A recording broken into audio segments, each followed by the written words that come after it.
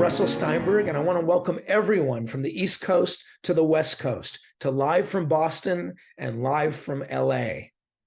These are going to feature world premieres by my colleague in Boston, Mark Pevsner, and myself.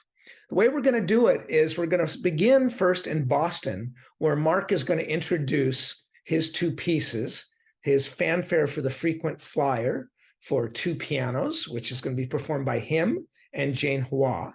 And then he'll introduce his song cycle based on poems by Emily Dickinson titled So Vast a Heart, performed by soprano Sonja Tengblad. Then we're going to move to LA. And in LA, we're going to premiere my Orbit E. It's full 3 movements. And it's going to be performed by flutist Catherine Baker and by clarinetist Micah Wright and by cellist Evgeny Tonka and then pianist Yevgeny Milyavsky. And then when we finish the performances, we're going to have a composer discussion and then a wide-ranging performer discussion so they can all talk about the experience, and then we'll field your questions. So we're going to get started right now, and Mark, I'm handing it over to you. I'll just say a couple brief remarks. The first piece is going to be a prelude to the concert. I want to introduce Jane Hua, who will be performing with me. And this is a piece for 2 pianos. It lasts not longer than a few minutes. And if you're not familiar with 2-piano literature, it goes back centuries.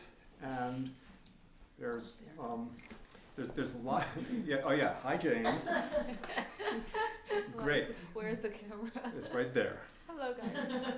Okay, so it's a 2-piano piece, and what everyone should remember, that 2 pianos together are greater than the sum of the parts, and that you can get a lushness and an intricacy and other things if you want. And sometimes you can't even tell which piano is doing, you can't even identify them. So that's something, so you're going to be hearing a lot of sound.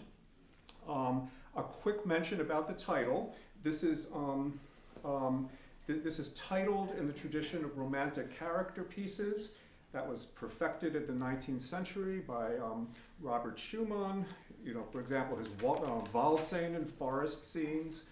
And you wouldn't really make a history of rustic Germany from his music, but that information is in there.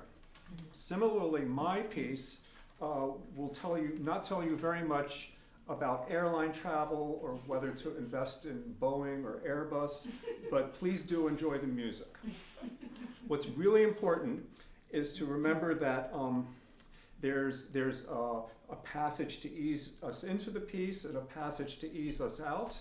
That's called a framing device, and that most of the piece is what's called a perpetual motion technique, which means that the 2 pianos will share a lot of duties, but very intensely engaged. And so basically, whatever happens, Jane and I will be doing it together. So I hope you like our performance, or to express that another way, sit back, relax, and enjoy the composition.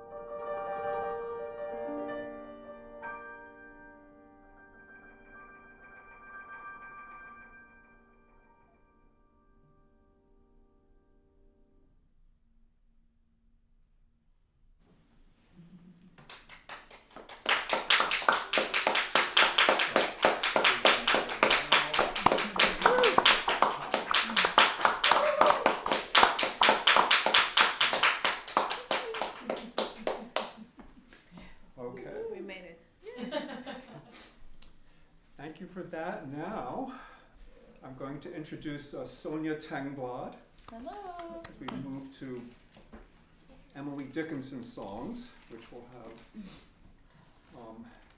well, a variety of character. And Mark, I want you to let you know I put the program. Okay, just even fewer words. This piece continues the idea of collaboration. Sonja and I have worked together on various projects, and when I found out Sonja has a modern Dickinson project, I was so excited and wanted to try my hand at that, and it just seemed very natural. And so it started with one song, and then led to others, and here's the 5-song cycle. And just so you understand, that a song cycle it means in general, and for this piece, that the sequence of poems, there's 5 poems, and the sequence of musical responses, it's carefully considered, and so it forms a dramatic arc, not in the sense of a drama with a plot, but in the sense of an arc of experiences. So Sonja and I often spoke about the Emily Dickinson poems, and she's really the third collaborator here. And I remember observing how sometimes you go into one of her poems through one door and you come out of it through another door. And a couple of tonight's texts are really striking in that regard. And you'll hear a brief pause between movements, except number 2 and number 3 are connected. So the end of the To Break So Vast a Heart just blends musically into A Wind That Rose.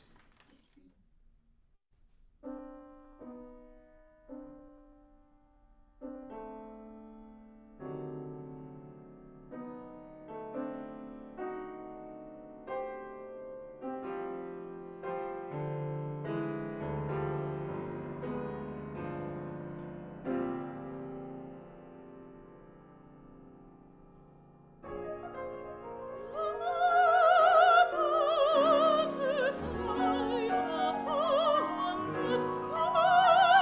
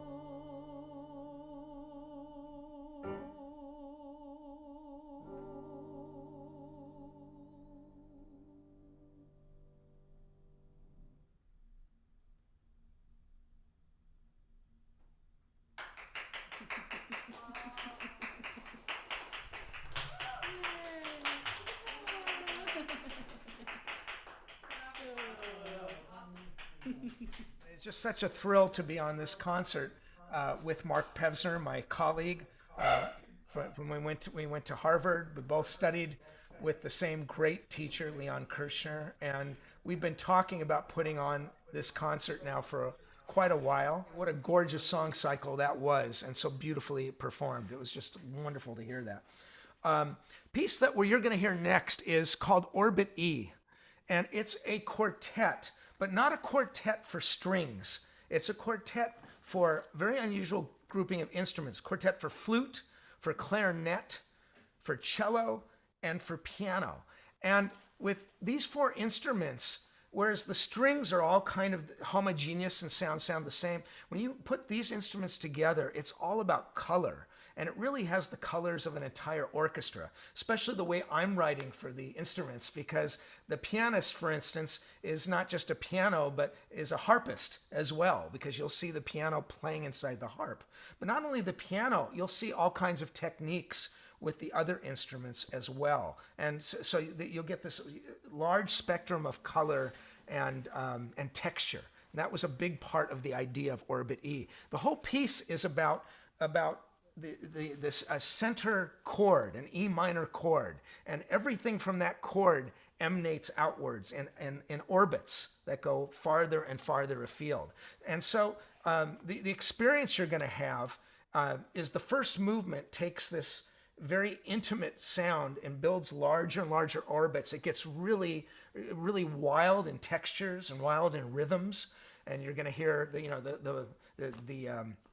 there's a kind of savagery sometimes in the piano and cello, and the flute and clarinet sound like birds at times. It gets very, very wild in texture, and then it capsules down at the end of the first movement and kind of enters this ghost world.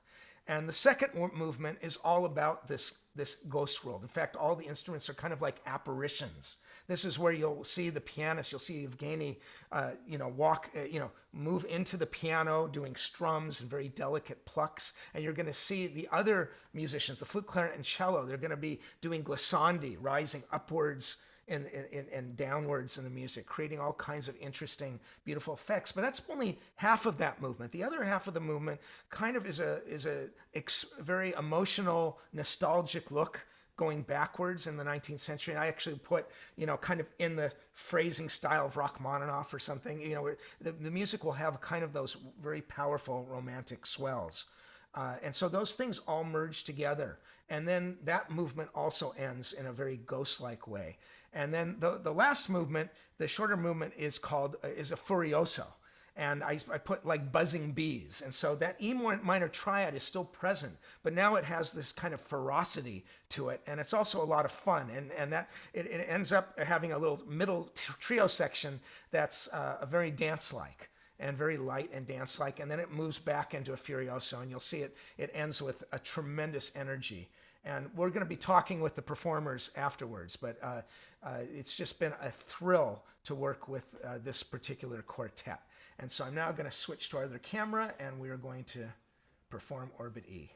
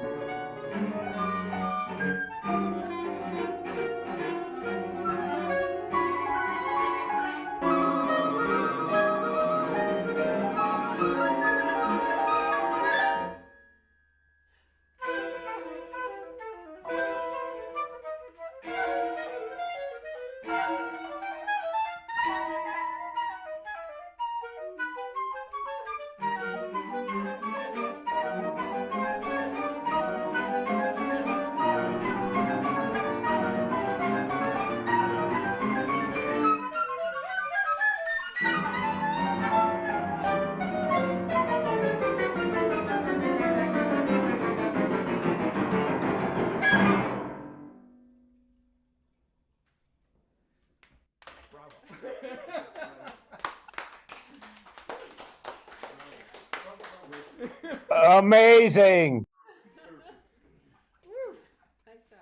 Really Great good. stuff. Great stuff. There's the camera right there. Bravo. Really good.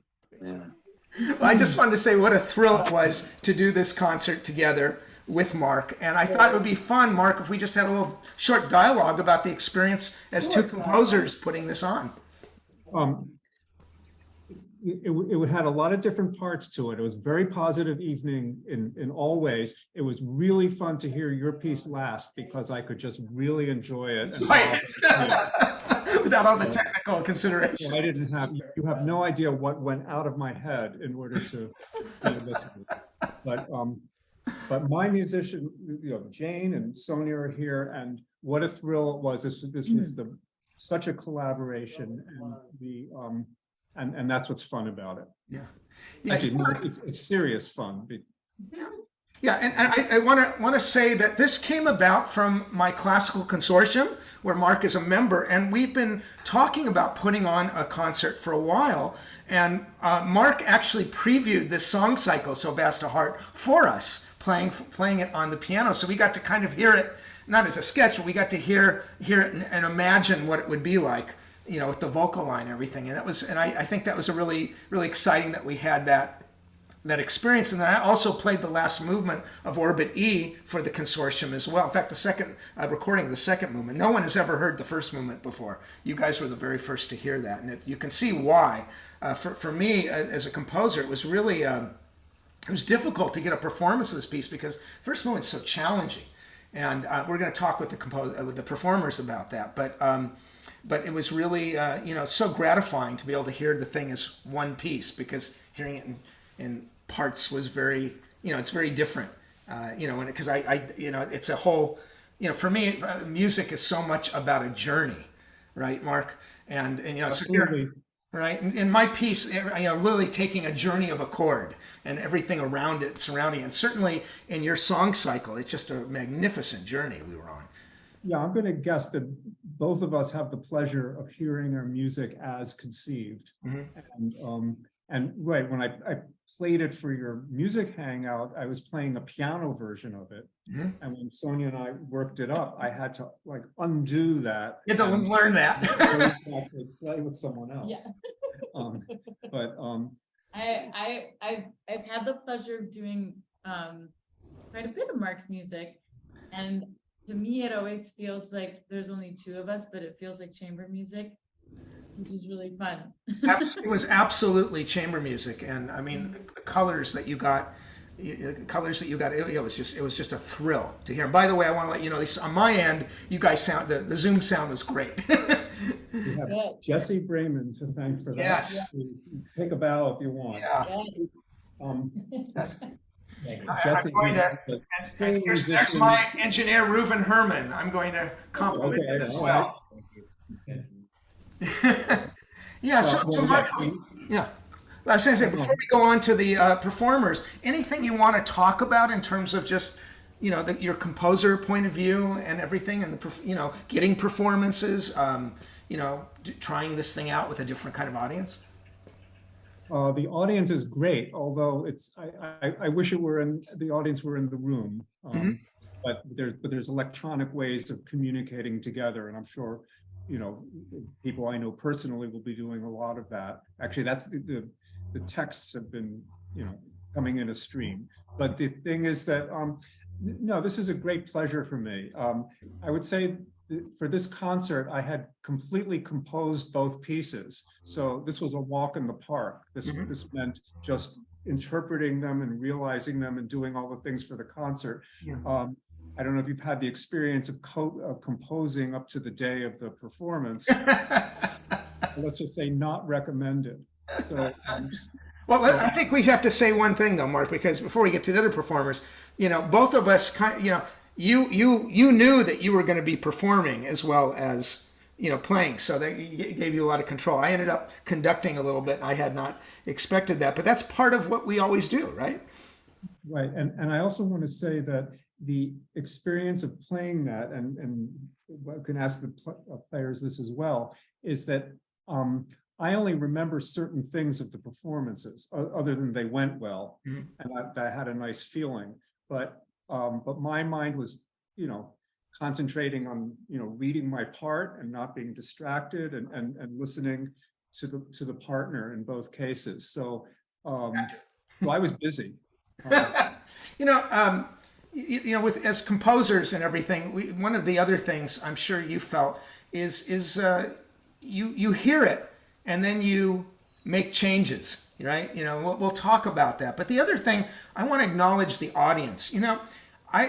Mark, as composers, at least my piece, I've lived with for thousands of hours at least. I mean, there's so many. For every note you heard, there are 10,000 notes you didn't hear that I crossed out or went in a different way. And I'm sure that's the same with Mark. And then here you guys are all hearing this music for the very first time. And I just want to acknowledge it's so much for a listener to take in for a single time, because not only as composers do we make these millions of decisions, but then when we start talking with the performers too, you'll see they're also growing with it and making all of these choices, feeling things differently, and then suddenly an audience just in one time. It's not like Beethoven, which they've heard their whole life, and now you're just hearing another interpretation. Now, it's the whole thing they're hearing. So I would tell you to the audience, we're going to have a recording of this, and I guarantee you, listening to it a few more times, you're going to get a lot of details, because these performances had some real depth in them. I just wanted to say that right off.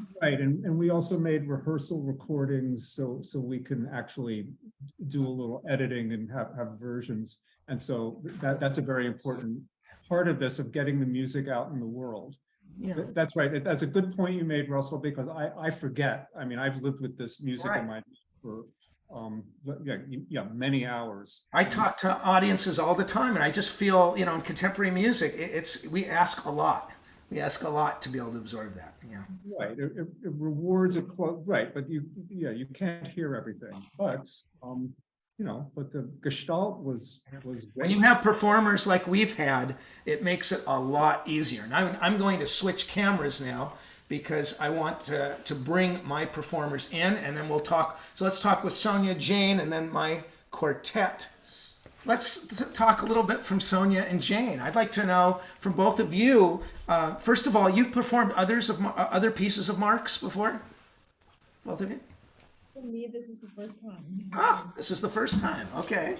So talk to me a little bit what that experience is like, because it's not playing your traditional repertoire. So it's very interesting. First of all, it's manuscript, and I'm really not used to reading handwritten notes. And it was and the rhythm and some marking that I don't quite understand. Just like the executing part, but Mark did a very good job in explaining and training to be more. That's an advantage when you have the composer there to both to explain things and to complain to. And so you can see all my musicians laughing when I said that, because we've got. I think that complaint, for me as a composer, I love that actually, because that's when it gets real, and then I have to really make decisions. I learned the real world. So I think that's good that you were able to do that, right? Yeah, and then the second thing is to actually play with Mark, so he knows the music, obviously. And yeah, so like a lot of stuff, like not precisely on the score, or like he actually doesn't want to be exactly like the score, like how long the notes last, or like how long the trio is. But it's flexible, so I follow what he feels like, or what's his interpretation of his own thing. So it's not like just a mechanical realization of the score, but like you actually follow the spirit of the creator. And that's so important, because then when you get the composer to say, yes, I want that, then it gives you the freedom to put all that in. But if you don't know the composer as a performer, right, you're a little bit reticent to do all of that, because it's not on the page. And so that's one of the big advantages. It gives you like 80% of the information. You can't just assume whatever you can go to, like for the past decades of training. Exactly. Yeah, Sonja, what was this experience like with you for doing the whole cycle? Yeah, I was actually I was wondering what the performers over there felt, because the first time we did a cycle of German poetry of when was that? Years ago now. Years ago. And it was the first time I had sung Mark's music, and I remember just wow, trying to wrap my head around it, get in the world. And weeks went by, and all of a sudden it just clicked. I understood his language. Yeah. And so I was wondering if the performers over there felt the same way about your music, you know, just Let's ask them. it's a whole language to get familiar. And I was sitting over here going, what constitutes Russell's language? I was trying to figure it out. I loved it, but yeah, I was curious about their experience with your music. I think that it's morphed a lot in like the last week. We put in a lot of work, and I have never played Russell's music before. This is the first time I've worked with him, and when we got to rehearse with him and have him conduct, we learned a lot about what his vision was, and it was much easier to kind of get his music from his head out into sound, and we became an ensemble much better that way. So that was super eye-opening to get to have him up there with us. I'm going to enter the frame. Yeah. Thank that. Thank you. Come on in. Yeah, I'm just going to pass it around since Sonja asked that. So I'm going to give it to Micah. All right. Yeah, it's also my first time playing Russell's music. It was fun. It was a pleasure. And like Catherine said, in the last week we've done a lot of rehearsing, a lot of changing, and Russell stepped in and conducted for us, which was very helpful. Yeah, I think, if I may, my concept is it's retro space dust messiaen right now, but you can correct me. That's awesome.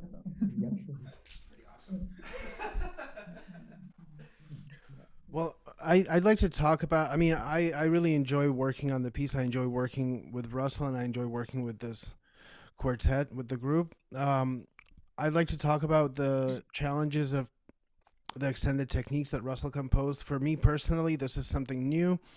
And for a long time, I played, mostly classics, Beethoven, Chopin, composers such as that we all grew up listening to. And then I got into contemporary music not long ago, a few years ago. And so this is a new step for me to really reach inside of the instrument, to explore those capabilities of the piano. I think it really adds a lot of richness, and it enriches the sound world that we have to deal with as pianists. We're not only behind the keyboard, but now we get to experience that the instrument can sound like a harp or, like a guitar at times, and it creates an interesting blend with the other instruments, like the pizzicatos on the cello and the pizzicatos on the piano. I think Russell did a great job with incorporating these elements into his piece. Can I speak Russian? It will be much easier. You can speak Russian. I can speak Russian, but no. Yeah, so we played this piece, actually, Evgeny and we played this piece last year, but unfortunately we played only the last movement, and then after the concert, Russell came to us and asked us, are we interested to play this piece, the whole piece, to record it? And of course, and I said yes, because I must say a lot of compliments to Russell's music, because I grew up with contemporary music, because my father is a cellist, and he used to work, and he's still working with a lot of contemporary composers, mostly with Gubaidulina. She dedicated like a lot of pieces to him, and I was really raised with, so I love contemporary music. And for me, like the difference between like good music and not good contemporary music, so the good music has some very special energy that you want to work on it, and more you're working on it, better it becomes. So I hope we're somewhere in the middle of our way to perfection on this piece, but it's a beautiful piece, beautifully written. And for me, it's always very, very interesting how good composers are open to any new suggestions and how they are ready to change anything. And I'm always thinking, why can't we change anything in Schubert?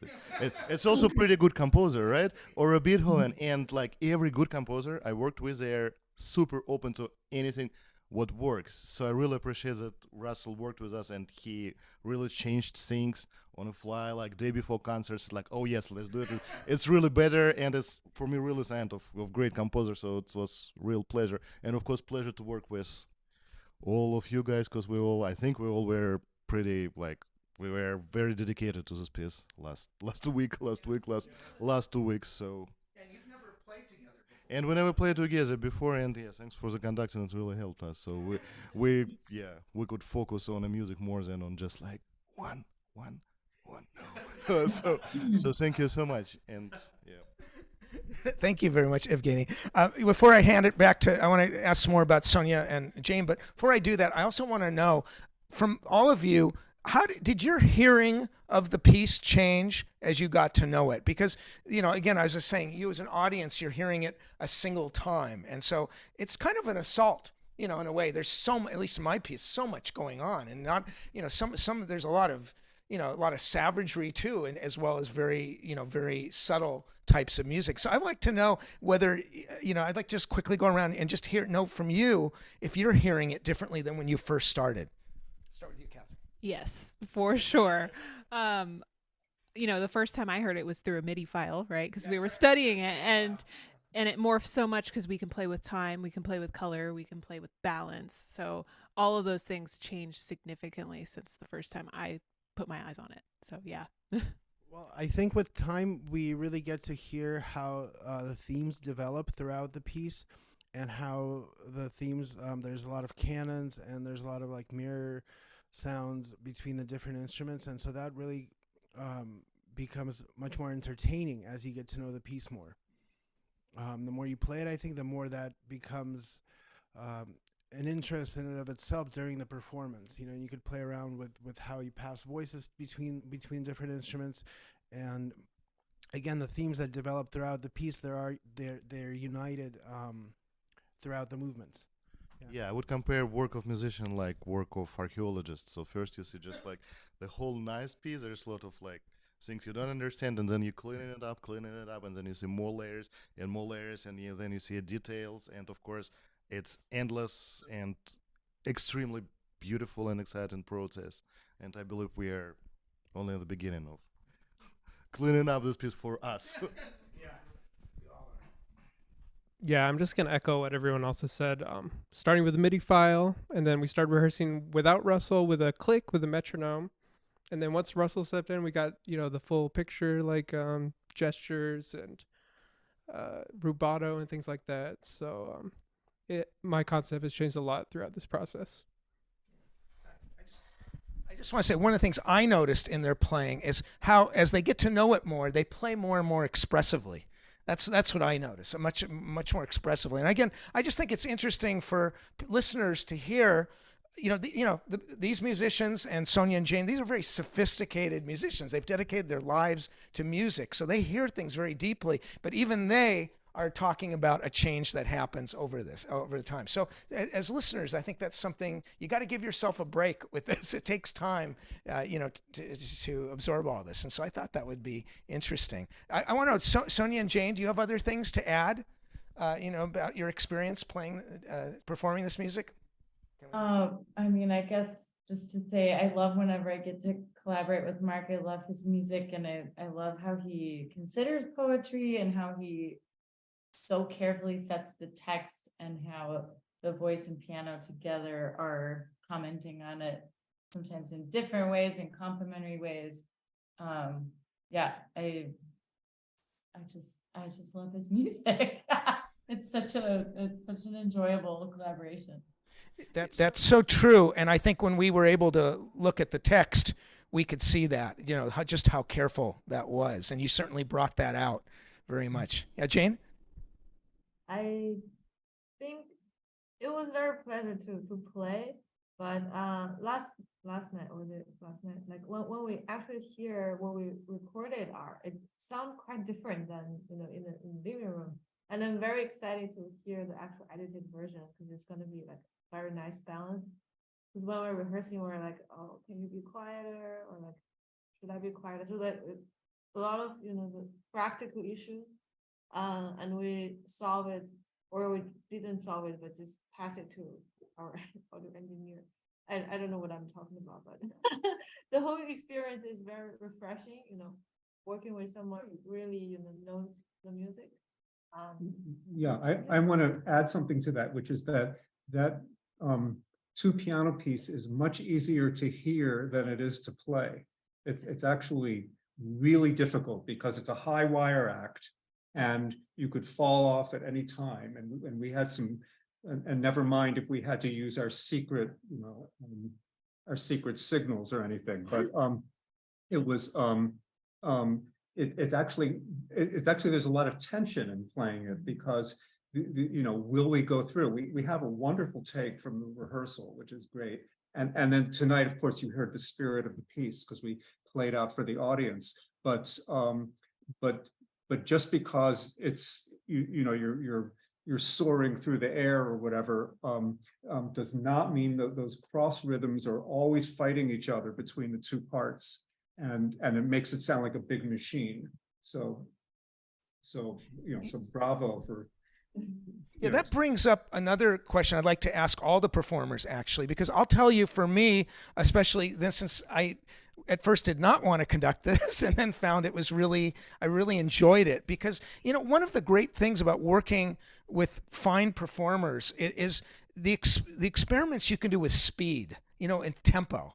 And that's really when the music kind of locks in and comes to life. Sometimes you find things sound better much slower, and other times they just click in when you get, go faster. So, but you kind of get to know, it's almost like it clicks when you have the right, in the right tempo, and it feels. But the problem, of course, in music is that it doesn't, at least classical music, there's contemporary music we're doing, it's not one tempo through the whole piece. What makes it so alive, it's constantly changing. And I want to know if we could just, I'm going to go around with the four of you and just quickly, if you could talk to me about what that experience was like with our fooling around with tempo. We certainly talked about it a lot.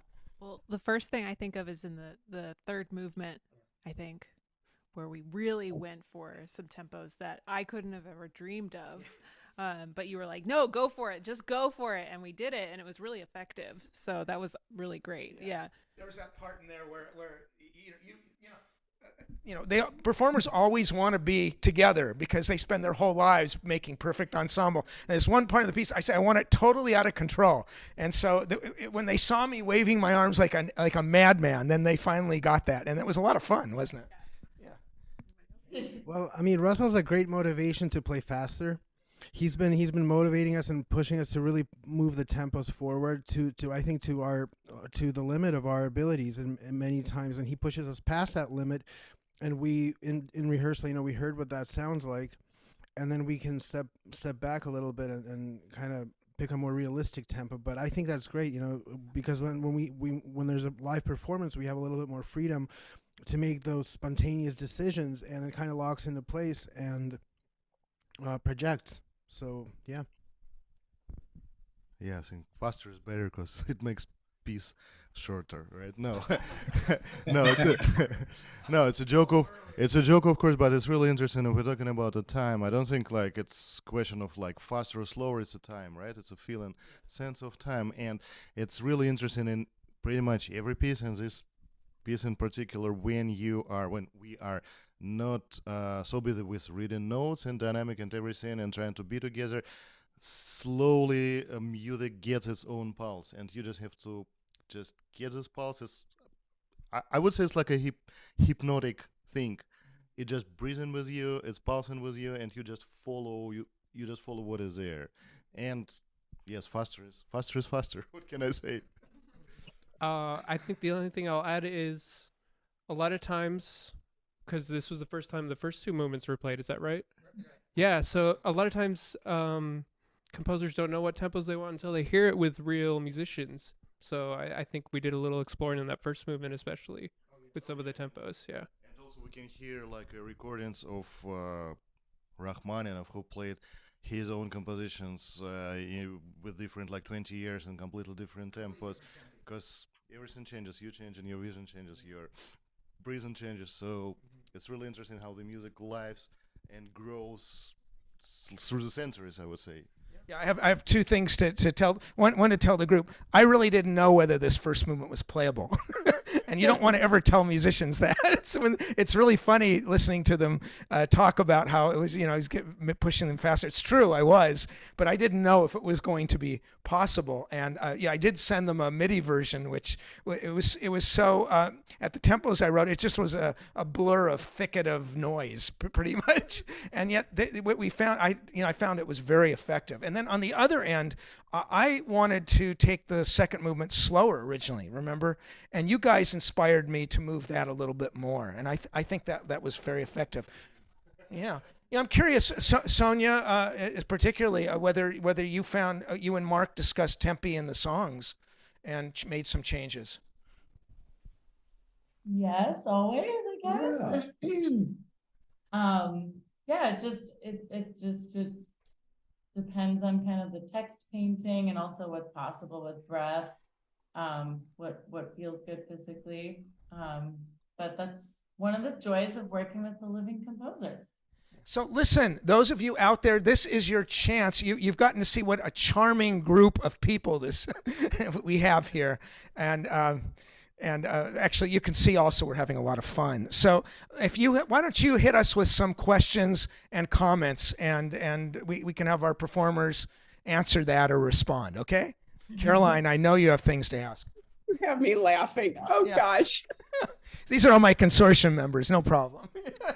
Hit us, Caroline. What are I your can't reactions? help it. I'm sorry. There's three so different pieces here. It's like I don't even know which one to even comment on. But I'm going to comment on that last part about the tempo in your pieces, because it is so fascinating that its pace is such that I don't feel propelled like this is a runaway train, or something that's just charging me on. I feel drawn into the tempo of that thing. And that's what I just love about the whole thing.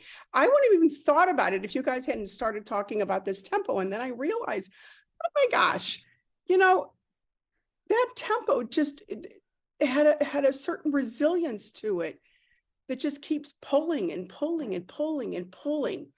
It's the way you compose sometimes, Russell, that just, it all pulls together.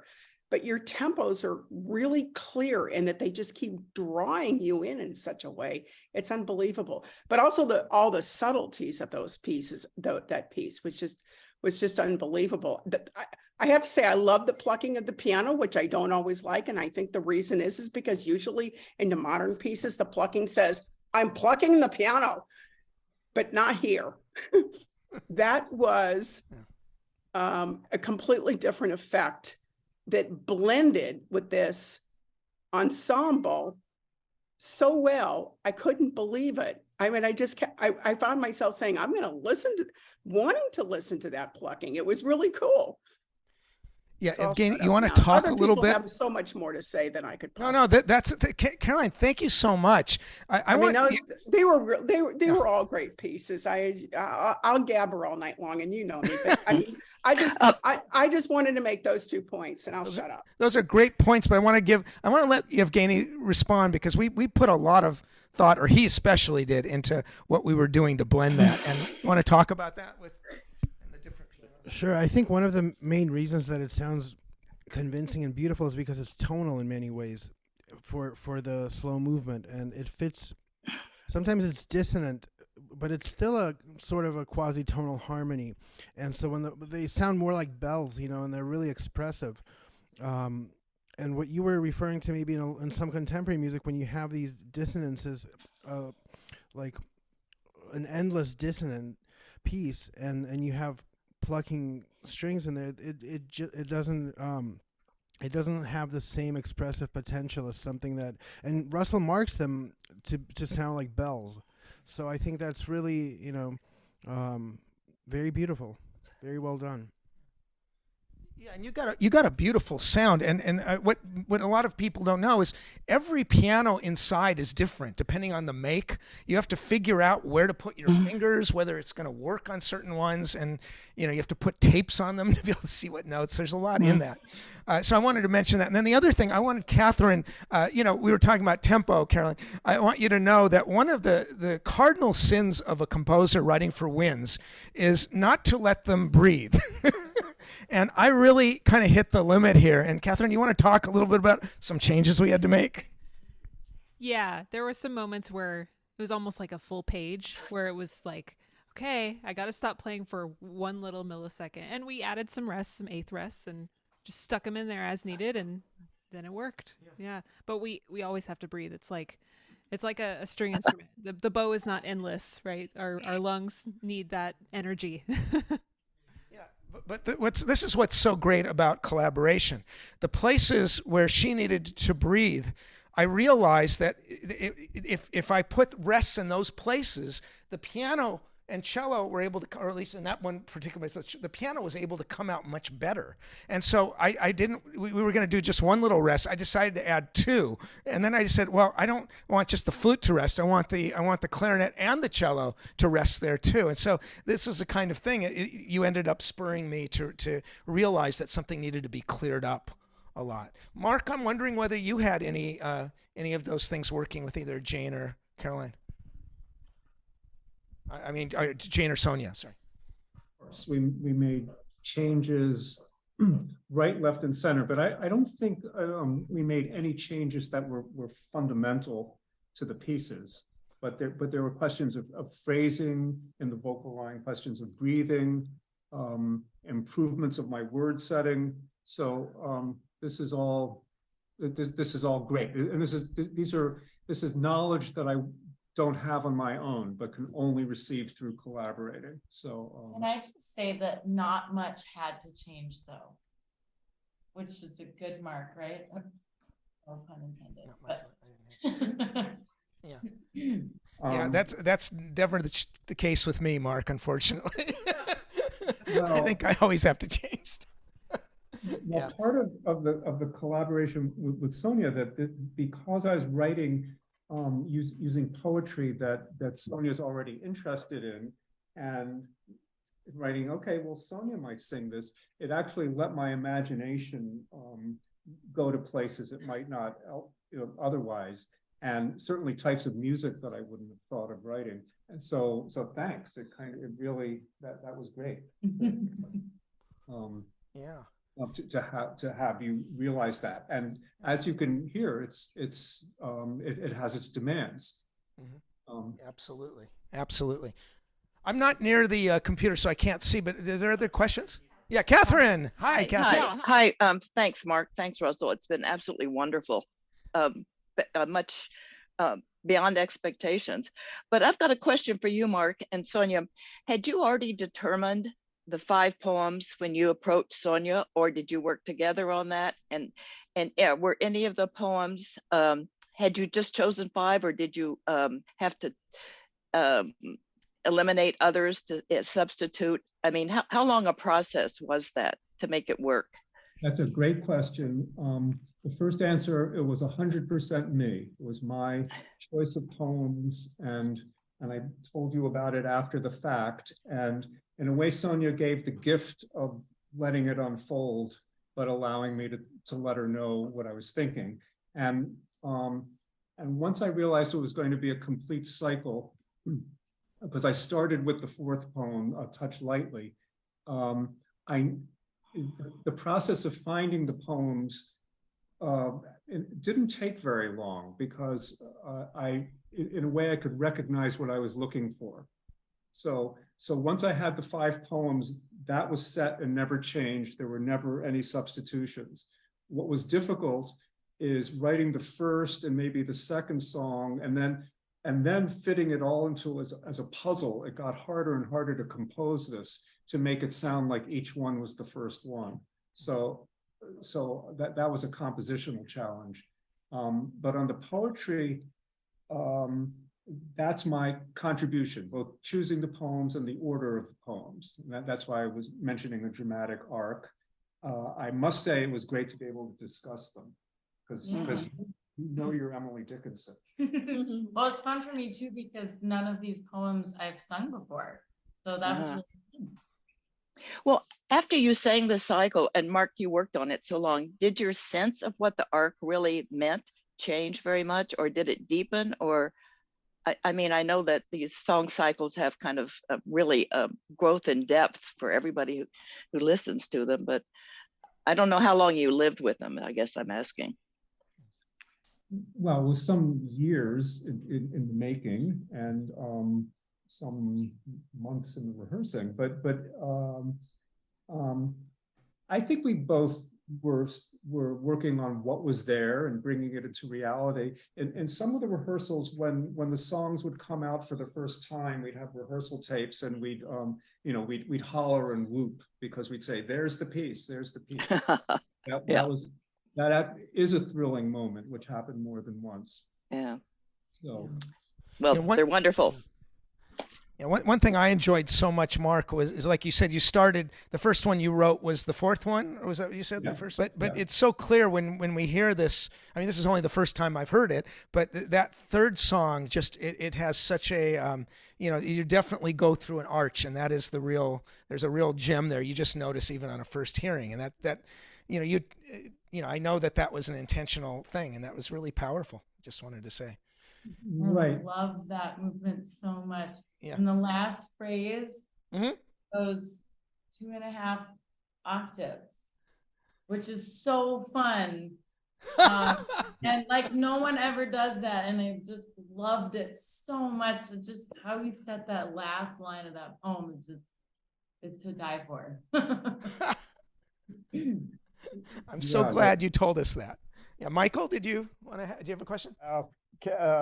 You two, Kate, just covered me on this. What I wanted to say to Mark was, I'm a professed lout when it comes to poetry, and I always thought Emily Dickinson's poetry was very simple and gentle, and and you've crafted a really powerful piece of music. I mean, I was just blown away by the sheer complexity and the power of it, and I would just suggest that you do it again, only choose a poet like Edna St. Vincent Millay or Carl Sandburg, and really let it out. That would be fun. Can I say something about Dickinson? Because when I came to Emily Dickinson because I was asked to curate a program of her songs, and I was like, ugh, fine. Because in high school, I'd only been given the ones about, I mean, she wrote a lot about flowers, but like, just like the fluffy, whatever, the ones that don't get at her core, I don't think. And then once I went into her poetry more, I went, oh my goodness, this woman is prophetic, just an incredible mind and philosopher and visionary. So I encourage you to, and I think the poems Mark chose just hit on the head what she was about. So I encourage you to explore her more. Hey, well, I confessed up front that I'm a lout on the subject, but I love St. Vincent Millay though too. Yeah.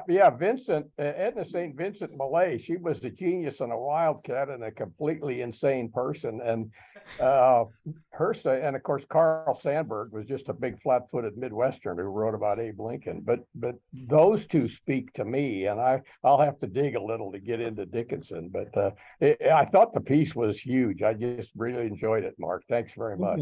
Yeah. Thank you for the compliment, Michael.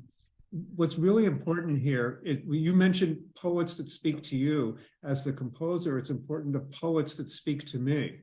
And I spent actually some years, way before we met, looking for texts to set and really not finding them because I looked for I looked for secondary texts. I looked for everything. I actually ended up setting some German poetry. For some reason, that was what finally I said, okay, I can do this. So it's kind of elusive. I mean, it's like things that are important. And so I have to be responsive to what I'm inspired by.